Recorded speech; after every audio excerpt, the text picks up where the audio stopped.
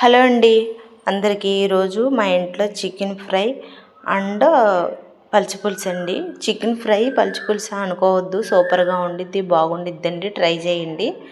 Try చేసి ఎలా ఉందో ఏంటో కామెంట్ చేయండి.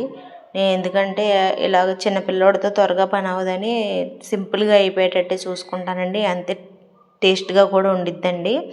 ముందుగా కడాయి పెట్టుకుని అందులో ఆయిల్ వేసుకుని ఉల్లిపాయలు సగమేనండి, ఉల్లిపాయ మొత్తం కాదు, ఆ ఉల్లిపాయల సగం చీలికలుగా కోసుకుని 4 పచ్చిమిరకాయలు కూడా చీలికలుగా కోసుకుని కాగిన నూనెలో వేసుకుని అవి మగ్గనివ్వాలండి. బాగా మగ్గిన తర్వాత ఒక 2 రెమ్మలు కరివేపాకు, కొంచెం అల్లం వెల్లుల్లి పేస్ట్ వేసుకోవాలండి.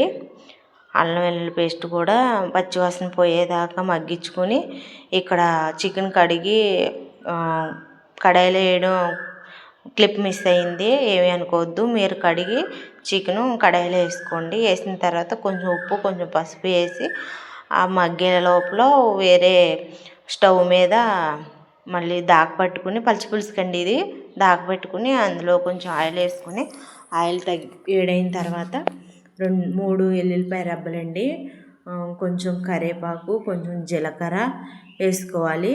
ఇది ఆప్షనల్ అండి. మీకు పచ్చిమిరకాయలతో అయితే పచ్చిమిరకాయ, లేదంటే ఎండుమిరకాయలతో ఎండుమిరకాయ. నాకు పచ్చిమిరకాయలతో ఇష్టం, మా ఆయనకి ఎండుమిరకాయలతో ఇష్టం, అందుకే ఇవాళ నేను పచ్చిమిరకాయలతో చేసుకున్నానండి.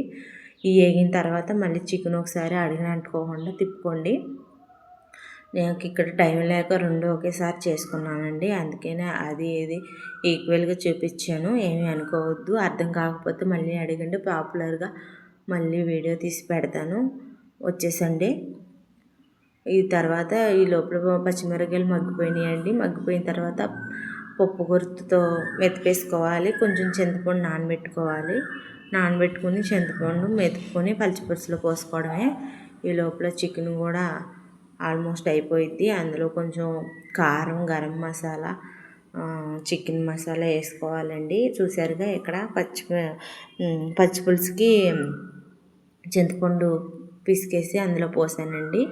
ఈ లోపల చికెన్ కూడా నీళ్ళన్నీ ఎగిరిపోయిన తర్వాత 2 చెంచాలు కారం, మీ టేస్ట్కి తగ్గట్టు, మీరు కారం ఎక్కువ తింటే ఎక్కువ, తక్కువ తింటే తక్కువ, అలాగా.